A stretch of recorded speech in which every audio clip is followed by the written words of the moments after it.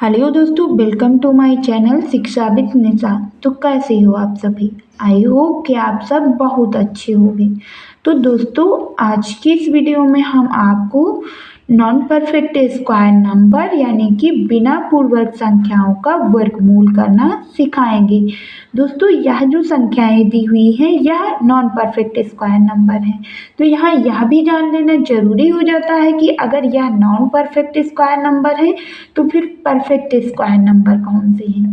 तो जैसे हमने यहाँ संख्या ली 9, तो इसे हम परफेक्ट स्क्वायर नंबर कैसे कहेंगे, क्योंकि इसके गुणनखंड हम लिख सकते हैं 3 गुणे 3, और इस रूट के अंदर अगर सेम संख्याओं का जोड़ा प्राप्त हो रहा है तो 1 3 निकल कर आ जाएगा यहाँ से बाहर। इसी प्रकार यदि हम बात करें इस रूट के अंदर 16 की, तो यह भी एक परफेक्ट स्क्वायर नंबर है, क्योंकि इसके गुणनखंड 4 गुणे 4 बनेंगे और 1 4 निकल कर आ जाएगा बाहर।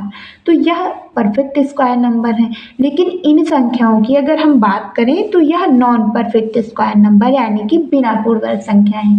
तो इनका वर्गमूल हम आपको करना सिखाएंगे। तो दोस्तों, यहाँ ध्यान देना है, यह जो रूट के अंदर 21 दिया हुआ है उसे ध्यान देना है कि किस पूर्ववर्ग संख्या के नज़दीक है। तो इसके अगर कोई नज़दीक पूर्ववर्ग संख्या हमें मिलेगी तो वह है रूट के अंदर 25, इसके नज़दीक पूर्ववर्ग संख्या है।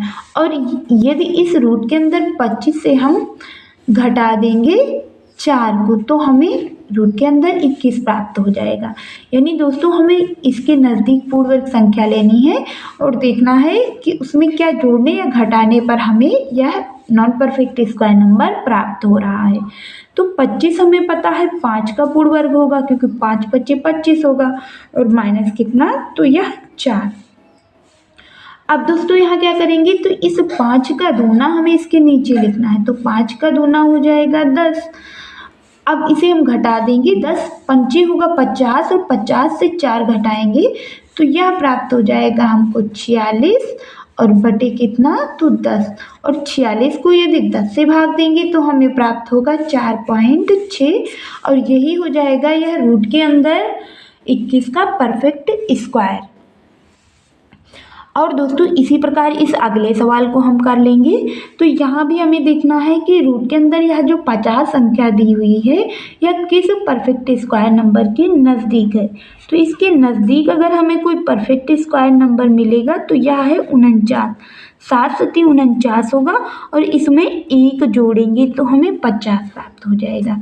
दोस्तों, हमें यहाँ यह भी ध्यान रखना है, यहाँ संख्या में घटाने पर प्राप्त हुई थी। यदि संख्या घटाने पर प्राप्त हो रही है तो घटा देंगे, और यदि जोड़ने पर प्राप्त हो रही है तो जोड़ देंगे। और इस 7 का दूना हमें लिख देना है इसके नीचे। 14 7 98 होगा, 98 में 1 जोड़ेंगे तो यह हो जाएगा 99, और बटे कितना, तो यह 14। अब इस 99 को कर देंगे हम 14 से भाग, तो हमें प्राप्त हो जाएगा 7.07, और यही हो जाएगा रूट के अंदर 50 का परफेक्ट वर्गमूल। तो दोस्तों, उम्मीद करेंगे कि आप सभी को यह सवाल समझ आ रहे होंगे, और यदि आप सभी को हमारे यह सवाल समझ आ रहे हों तो प्लीज़ वीडियो को लाइक और चैनल को सब्सक्राइब जरूर करें, और कमेंट बॉक्स में यह जरूर बताएं कि आपको हमारी यह वीडियो कैसी लगी। अब देखेंगे दोस्तों, तो यह एक बड़ा स्क्वायर नंबर है, तो इसका भी वर्गमूल हमें ज्ञात करना है। 102 देखेंगे किस परफेक्ट स्क्वायर नंबर के नज़दीक है। तो यह 100 यानी इसके नज़दीक जो पूर्ववर्ग संख्या होगी वह 100 है, और 100 में यदि हम 2 जोड़ देंगे तो हमें 102 प्राप्त हो जाएगा।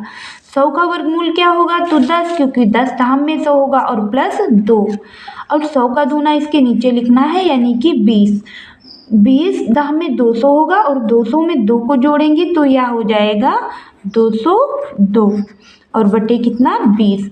और दोस्तों, ये 202 को हम 20 से भाग देंगे तो हमें प्राप्त हो जाएगा 10.1, और यही होगा इस रूट के अंदर 102 का परफेक्ट वर्गमूल। तो दोस्तों, यदि वीडियो पसंद आए तो वीडियो को लाइक और चैनल को सब्सक्राइब जरूर करें।